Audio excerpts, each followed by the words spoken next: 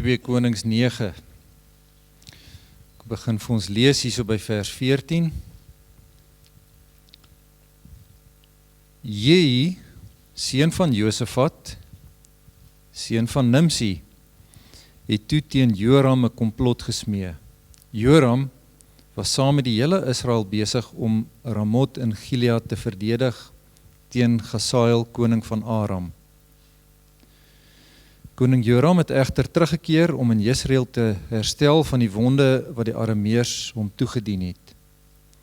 In sy geveg met Hazael, koning van Aram. Toe sê jy, as dit julle goedkeuring wegdra, laat niemand uit die stad wegkom om dit in Jesreel te gaan bekend maak nie. Jy klim toe op sy wa en gaan na Jesreel, want Joram het daar siek gelê. En Ahasia, koning van Juda, het afgegaan om Joram te besoek. Die wag wat op die uitkyktoring in Jesreel gestaan het Jehi se troepe mag sien aankom. Hy sê toe, ek sien troepe. Daarop sê Joram, kry 'n ruiter en stuur hom om hulle tegemoet te gaan en te vra, is alles reg? Die perderuiter het hom tegemoet gegaan en gesê, so sê die koning, is alles reg? Jy het geantwoord, wat het dit met jou te doen of alles reg is? Val agter my in. Die wag doen toe verslag. Die boodskapper het tot by hulle gekom, maar hy keer nie terug nie. Joram stuur toe 'n tweede perderuiter, en toe hy by hulle kom sê hy, so sê die koning, is alles reg? Jy het geantwoord, wat het dit met jou te doen of alles reg is? Val agter my in. Die wag doen toe weer verslag. Hy het tot by hulle gekom, maar hy keer nie terug nie. En die manier van ry is soos die van Jehi, seun van Nimsi, want hy jaag soos 'n besetene. Toe sê Joram, span in. Hy het sy strydwa ingespan, en Joram, koning van Israel, het saam met Ahasia, koning van Juda, uitgegaan, elkeen op sy strydwa. Hulle het uitgegaan om Jehi te ontmoet, en hulle het hom aangetref by die stuk grond van Nabot, die man uit Jesreel. Toe Joram vir Jehi sien, sê hy, is alles reg, Jehi? Maar Jehi antwoord, hoe kan alles reg wees solank die hoerery van Isebel, jou ma, en haar eindelose heksery voortduur? Toe ruk Joram sy wa om en vlug. Hy skree vir Ahasia, verraad, Ahasia! Maar Jehi span sy boog en tref Joram tussen die blaaie. Die pyl het sy hart deurboor en hy het op sy strydwa in mekaar gesak. Jehi sê toe vir Bidkar, sy adjudant, tel hom op en gooi hom op die stuk grond van Nabot, die man uit Jesreel, want onthou, ek en jy het langs mekaar agter sy pa Agab gery toe die Here die volgende profesie oor hom aangekondig het. Gewis het ek gisteraand die bloed van Nabot en die bloed van sy seuns raak gesien. Is die uitspraak van die Here, en ek sal dit op hierdie stuk grond aan jou vergeld, is die uitspraak van die Here. Tel hom dan nou op en gooi hom op die stuk grond, ooreenkomstig die woord van die Here. Toe Ahasia, koning van Juda, dit sien, het hy gevlug met die pad na Bet-Gan. Maar Jehi het hom agtervolg en gesê, skiet hom ook. Hulle het hom geskiet in sy strydwa teen die opdraande van Gir wat by Jepleam is. Hy het na Megiddo gevlug, maar het daar gesterf. Sy dienaars het hom na Jerusalem vervoer en hom in sy graf by sy voorouers in die stad van Dawid begrawe. Dit was in die 11de regeringsjaar van Joram, die seun van Agab, dat Ahasia koning geword het oor Juda. Jehi het in Jesreel aangekom. Toe Isebel dit hoor, het sy haar oë gremeer, haar hare netjies gemaak en deur die venster afgekyk. Terwyl Jehi by die stadspoort inkom, sê sy, Is alles reg, Simri, moordenaar van sy heer? Jy het opgekyk na die venster en gesê, wie is aan my kant? Wie? 2 of 3 van die enigs het na hom afgekyk. Hy sê toe, gooi haar af. Hulle het haar afgegooi en van haar bloed het teen die muur en teen die perde gespat.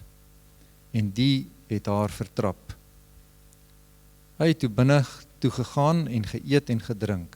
Toe sê hy, gee tog aandag aan hierdie vervloekte vrou en begrawe haar. Sy was immers die dogter van 'n koning. Hulle het gegaan om haar te begrawe, maar hulle het van haar niks gekry nie, behalwe die kopbeen, die voete en die hande. Hulle het teruggekeer en dit vir Jehu vertel. Toe sê hy, dit is die vervulling van die woord van die Here, wat hy by monde van sy diensknegt Elia, die man uit Tisbe, gespreek het. Op die stuk grond in Jesreel sal honde die liggaam van Isebel verslind, en Isebel se lijk sal op die stuk grond in Jesreel wees, soos uitwerpsel in die veld. Hulle sal nie kan sê, dit was Isebel nie. Ons lees tot sover.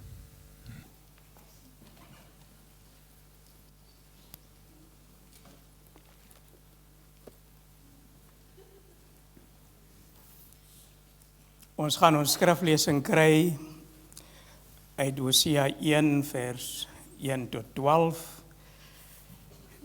En die tema van die boodskap sal wees, slaan ag op God se waarskuwings. Ek wil daarom ook eers die gemeente groet in die naam van Jesus Christus. En ek wil 'n spesiale verwelkoming doen aan Wiam en Nelia en alle kinders daar van Australië af. En die Jeffries familie van hulle eie dorp af, Jeffries Bay. Nou toe Wiam hulle Australië toe gegaan het Luke, my seker hier by die heup, sy lengte was so lank, en gevat. En ek en Dominee Rex het altyd huisbesoeke gedoen, en ek het Luke nie as Luke aangespreek nie, maar as Lukas. En iewers op 'n call het Luke deur mekaar geraak. En hy noem my sommer toe oom Lukas. En vandag, ek het nou vanoggend met hom gepraat. Vandag is Luke langer as ek. Ek weet nie wat eet hy daar in Australië nie. Of is dit ek wat krimp? Dit kan seker die geval wees. Maar baie, baie welkom. Dis goed om julle te sien. Kom ons gaan na die Here in gebed. Here, ons kom in nederigheid. Ons kom met diepe afhanklikheid na u troon van genade. En ons weet, Here, u is die opperhoof. U is die hoof van hierdie gemeente en elke ander gemeente wat u in gees en in waarheid aanbid.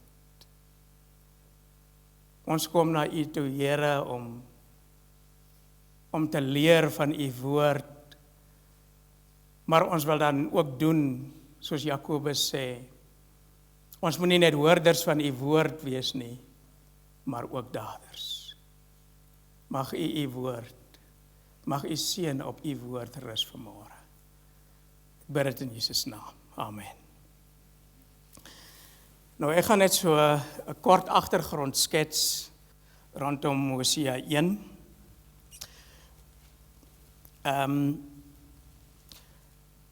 Die profeet Jesaja het ongeveer die 8ste eeu, die jaar 722 voor Christus opgetree.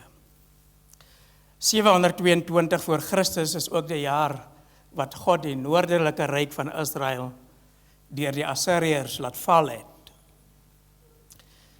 Die noordelike ryk se hoofstad was Samaria en dit is in daardie jaar verwoes. Hosea het opgetree as profeet gedurende die regerings van die konings van Juda, Usia, Jotam, Achas en Hiskia. Jerobeam die tweede was die koning van Israel gedurende hierdie tyd. Soos ons weet is Juda die suidelike streek en Israel die noordelike streek. Nou omdat Israel die Here verloon en die leiers en priesters wat hulle mislei gevolg het, het God vir Hosea opdrag gegee om vir hom 'n prostituut as vrou te neem, om as voorbeeld te dien hoe ontrou Israel in die huwelik as God se bruid is. Kom ons lees vers 1 en 2.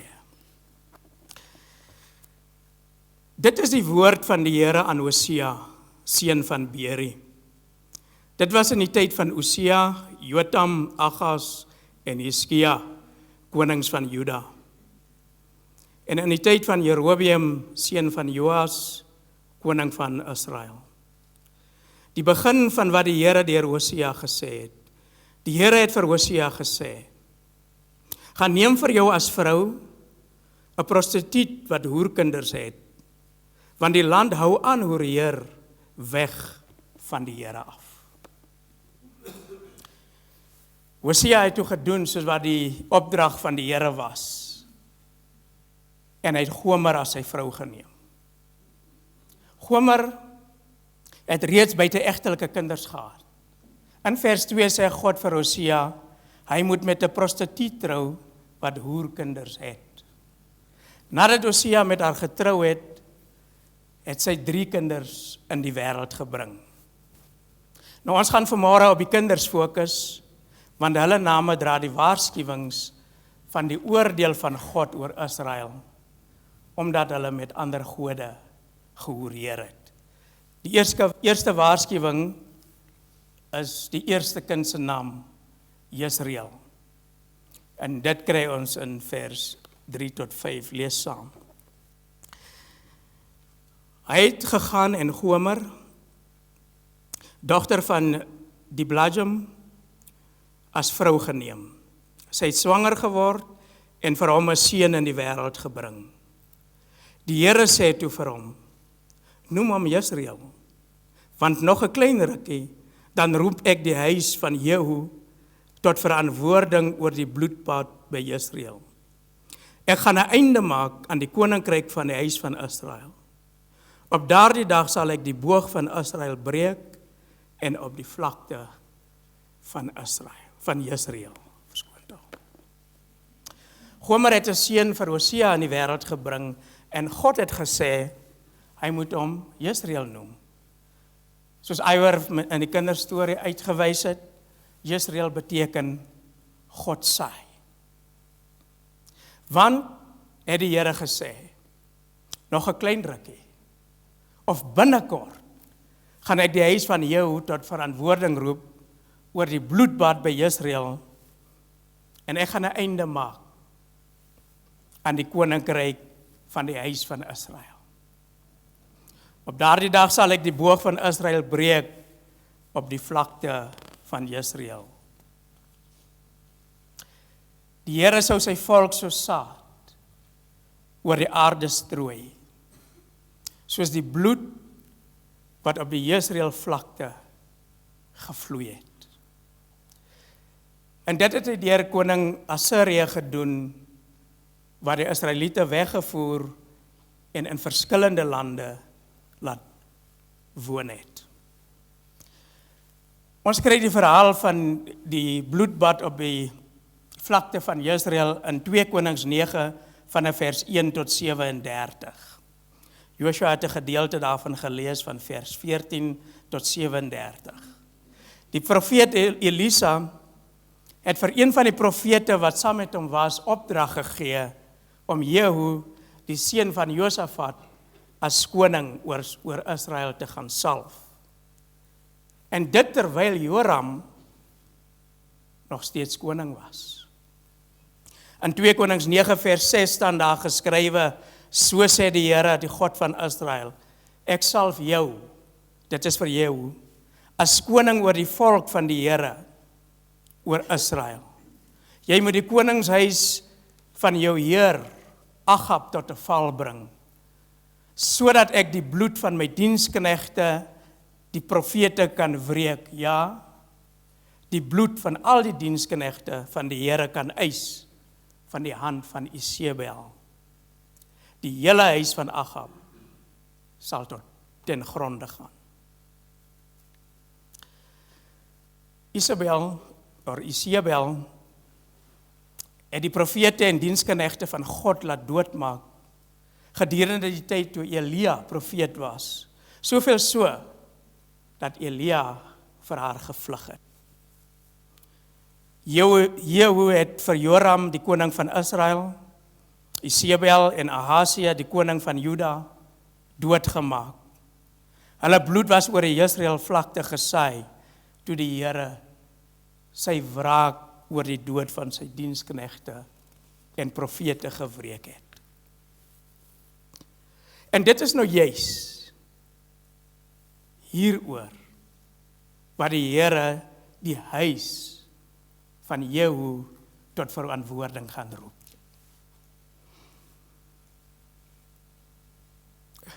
Nou, hoekom sou God 'n einde aan die huis van Jehu wou maak? As God hom as 'n instrument gebruik het om die dood van sy profete en diensknegte te wreek. En God het Jehu daarvoor beloon. In 2 Konings 15 vers 12 is Jehu se beloning. Daar staan geskrywe, dit was die vervulling van die woord van die Here, wat hy tot Jehu gespreek het. Daar sal vir jou seuns tot in die 4de geslag op die troon van Israel sit. Dit was toe so.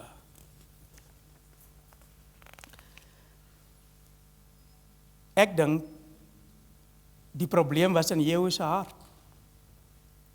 Jehu was bloeddorstig, wreed en trots omdat God hom as koning oor Israel gesalf het. En daarom sou God sy huis tot 'n val bring. En ook het die Here gesê, hy sal 'n einde aan die koninkryk, die noordelike streek van Israel maak. Omdat hulle al die sondes, afgode aanbidding wat Jerobeam die eerste gedoen het, nagevolg het. 2 Konings 17 vers 20 tot 23. Die Here het gewaarsku. En 4 geslagte later het Jehu sy huis tot 'n val gekom. Die Here het gewaarsku en omtrent 100 jaar later is die Israeliete in ballingskap of in gevangenskap na Assyrië weggevoer. Daar was dus genoeg tyd vir die huis van Jehu om tot bekering te kom. 4 geslagte later het die Here eers voltrek, sy waarskuwing voltrek. 100 jaar later het die Here eers die waarskuwing voltrek teenoor Israel. Daar was genoeg tyd vir Israel om tot bekering te kom. Maar hulle het nie aggeslaan op die waarskuwing van God nie. Hier is 'n waarskuwing vir ons. Op die dag van Jesus se wederkoms sal daar ook 'n bloedbad wees. Hoor wat in Openbaring 19 vers 11 tot 16 geskrywe staan. Toe het ek gesien, dit is Johannes, dat die hemel geopen is, en kyk, daar was 'n wit perd. Hy wat daarop sit, word getrou en waar genoem, en met regverdigheid oordeel hy, en voer hy oorlog. Sy oë was soos 'n vlammende vuur, en op sy kop was daar baie krone. En hy dra 'n geskrewe naam, wat niemand ken nie, behalwe net hy self.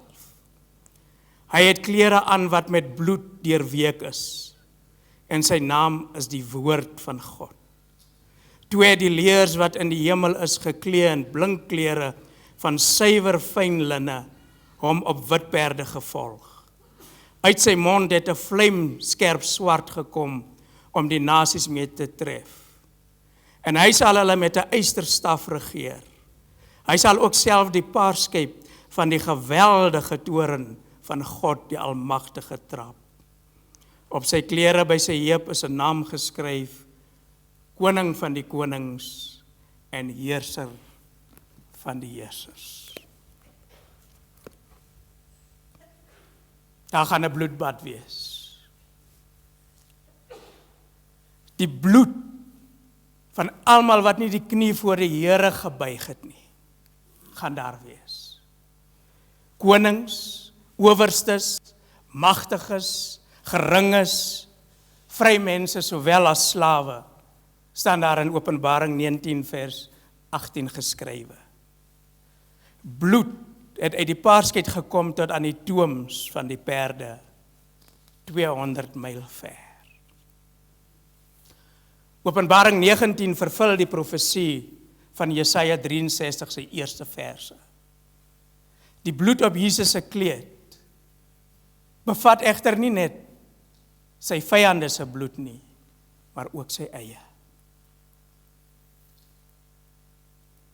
En sy eie bloed het hy uit liefde vir ons gestort, om ons te vergewe.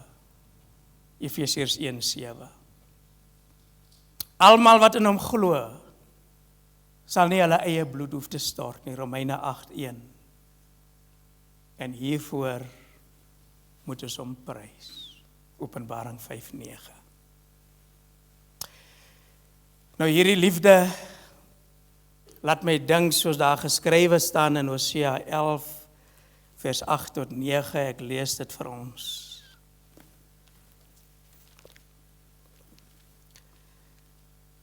Hoe kan ek jou prys gee, Efraim? Hoe kan ek jou oorlewer, Israel?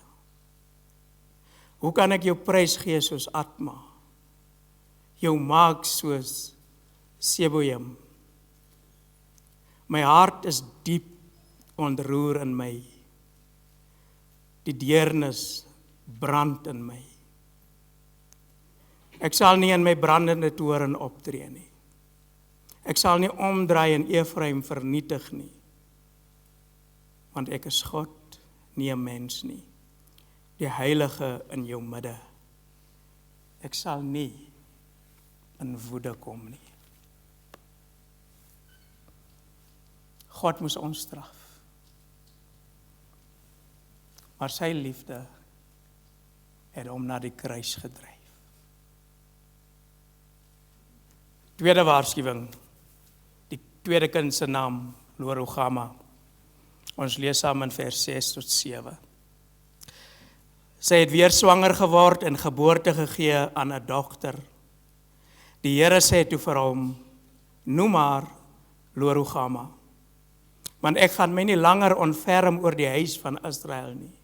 Ja, ek sal hulle geensins vergewe nie, maar oor die huis van Juda sal ek my ontferm. Ek sal hulle verlos deur die Here, hulle God. Ek sal hulle nie deur boog en swaard en oorlogstuig, deur perde en ruiters verlos nie. Lo-ruhama beteken geen of sonder ontferming. Het julle opgelet Daar staan nie in vers 6 geskrywe dat Gomer 'n dogter vir Hosea in die wêreld gebring het. Soos in vers 3 waar sy vir hom 'n seun in die wêreld gebring het. Die skrif is nie duidelik nie. Maar ek dink dit is veilig om te sê dat Gomer met haar hoereerdery aangegaan het en van 'n ander man swanger geraak het. Maar soos Gomer het Israel aangehou om teen die Here te sondig. Daarom het hy hulle gewaarsku dat hy hom nie meer oor hulle sal ontferm nie. Met Jesreel het Jehu se huis hulle koningskap verloor. En Israel haar koninkryk. Maar met Lo-ruhama word dit erger, want die Here onttrek van Israel. Hy sê dat hy hom nie langer oor Israel gaan ontferm nie, en hulle ook nie gaan vergewe nie. Ons moet egter nie uit die oog verloor. Israel is God se volk, vir wie hy lief is. 'n paar jaar gelede het ons die familie gaan kuier daar in Peerston, en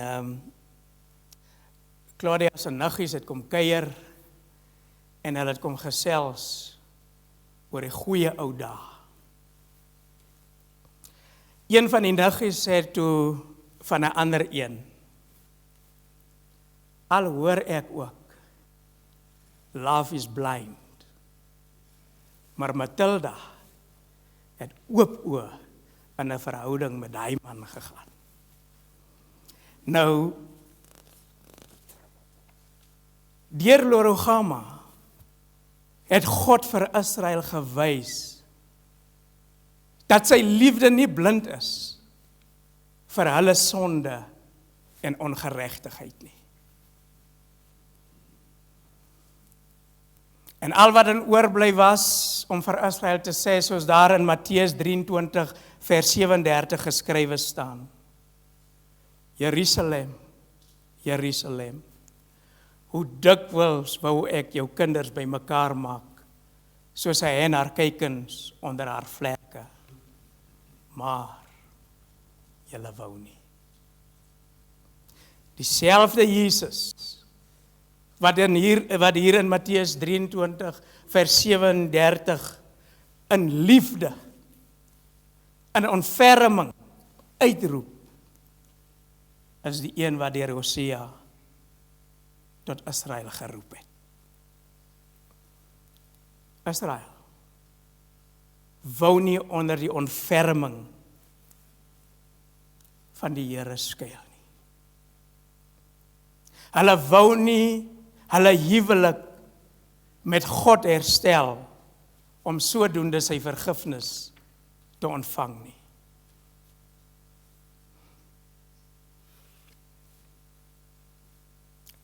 Dit is Israel. Wat van jou?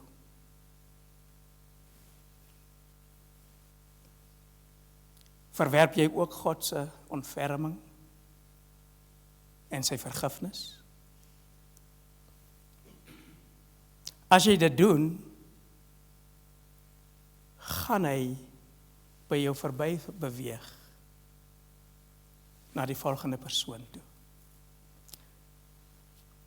In vers 7 sê God, hy gaan hom oor die huis van Juda, Israel se suster, ontferm. Hulle sal hy verlos. Moenie vandag die geleentheid misloop om jou verhouding met die Here te herstel as jy gebackslide het nie. As jy weggedwaal het van die Here af. Derde waarskuwing, die derde kind se naam, Lo-ami. Kom ons lees vers 8 tot 12. Toe sy Lo-ruhama gespeen het, het sy swanger geword en geboorte gegee aan 'n seun. Die Here sê toe, noem hom Lo-ami, want julle is nie my volk nie. En ek is vir julle nie. Maar die kinders van Israel sal soveel wees soos die sand van die see, wat nie afgemeet en getel kan word nie. Op die plek waar hulle gesê is, julle is Lo-ami, sal vir julle gesê word, kinders van die lewende God. Die kinders van Juda en die kinders van Israel sal saamkom en vir hulle een hoof aanstel. Hulle sal uit die grond opskiet, want groot is die dag van Jesreel. Sê vir julle broers, Ami. Sê vir julle susters, Ruhama. Weereens staan daar nie geskrywe dat Gomer 'n seun vir Hosea in die wêreld gebring het nie. Lo-ami beteken, julle is nie my volk nie, en ek is vir julle nie. Hierdie waarskuwing is ernstig. Ek dink Hosea het met hartseer oë na Lo-ami gekyk met die wete. Jy is nie my kind nie. En ek is nie jou pa nie. So het God ook met hartseer na Israel gekyk en gesê, julle is nie my volk nie. En ek is nie julle God nie. Ja, nominaal was hulle die volk van God. Maar hulle het nie 'n verhouding met hom gehad nie. Nog minder het hulle hom gedien. Israel het afgode aanbid. Ons moet God se waarskuwings wat hy in die Bybel vir ons uitroep, uitskree, ernstig opneem. Want die gevolge is katastrofies. Hierdie verse beeld vir ons die pyn van ontrouheid in die huwelik uit. Dit beeld vir ons die pyn van ouer en kind verhouding wat versleg het uit.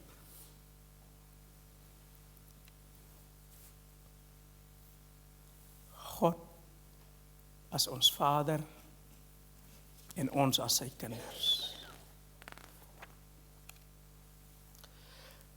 Lo-ruhama en Lo-ami is lewende bewyse wat gebeur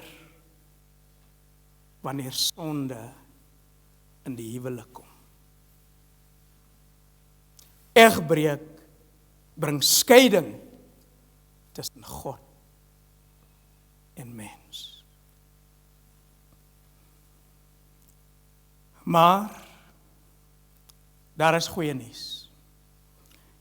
In vers 10 tot 12 kom daar 'n keerpunt in Israel, nadat God hulle gesif het. Ek lees vir ons Jesaja 10 vers 20 tot 23.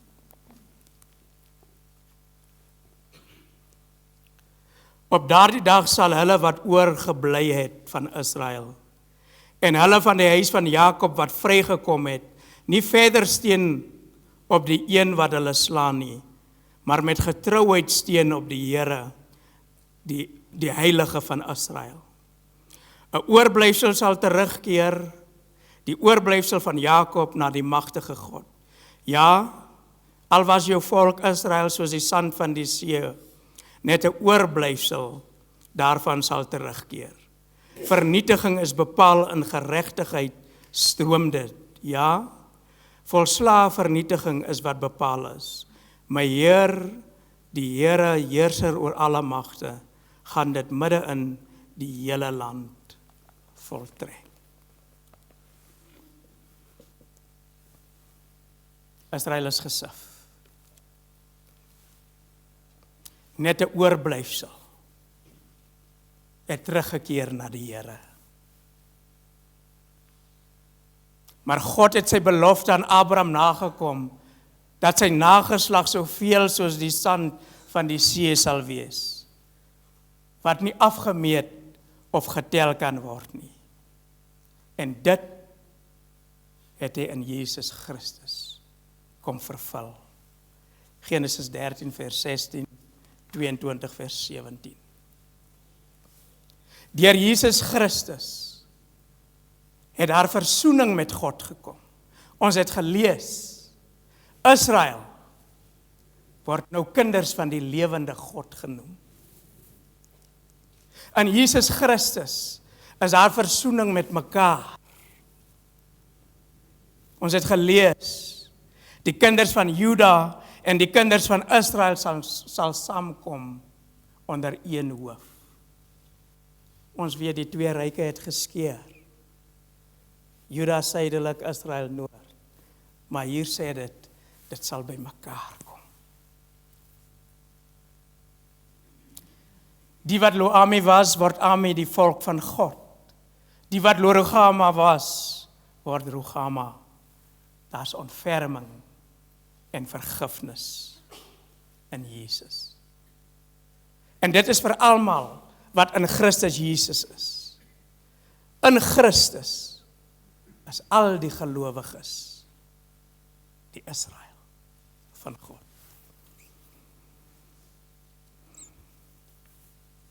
Romeine 9 vers 25 haal Hosea aan. Dit sê, so sê hy ook in Hosea, hulle wat nie my volk was nie, sal ek my volk noem, en haar wat nie geliefd was nie, sal ek my geliefde noem. Petrus haal ook Hosea aan in 1 Petrus 2 vers 10.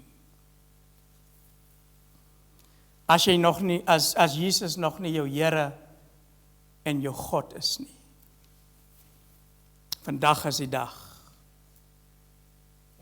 deur sy kruisdood, om met hom te versoen.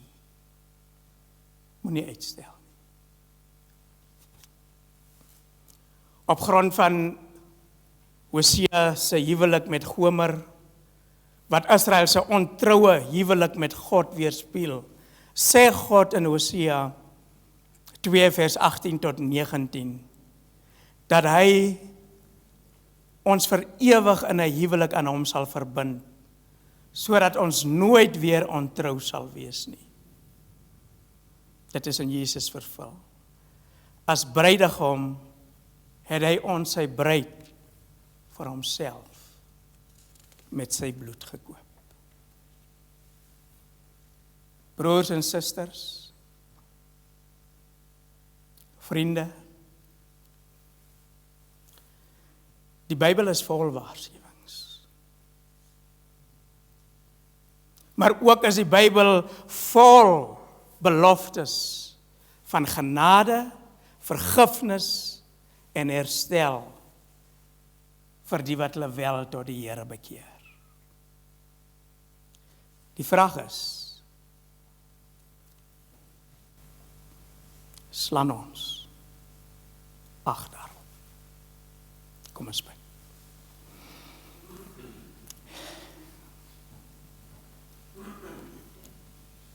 Here, help ons om nie ligtelik met u woord om te gaan nie. Help ons om die waarskuwings wat u vir ons in die Bybel gee, ernstig ter harte te neem. Help ons om u beloftes van vergifnis,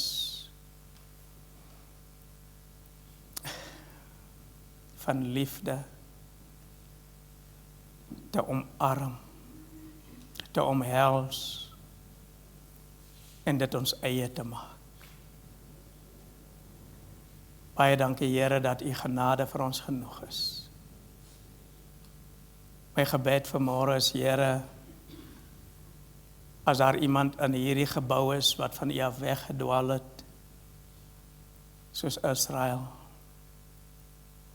dat hulle na U toe sal terugkeer. My gebed vanmôre is, as daar iemand is wat nog nie die knie voor U gebuig het nie, dat hy of sy dit sal doen voordat dit te laat is. Want U waarsku ons, die dag van Jesreel sal groot wees. U het ons gewaarsku dat daar 'n bloedbad gaan wees met U wederkoms. Maar U het ook vir ons genade geskenk deur U bloed wat U aan die kruis gestort het. Mag U woord nie vanmôre by die een oor in en by die ander oor uitgaan nie. Maar mag ons dit, U waarskuwings vanmôre ter harte neem. Ek bid dit in Jesus naam. Amen.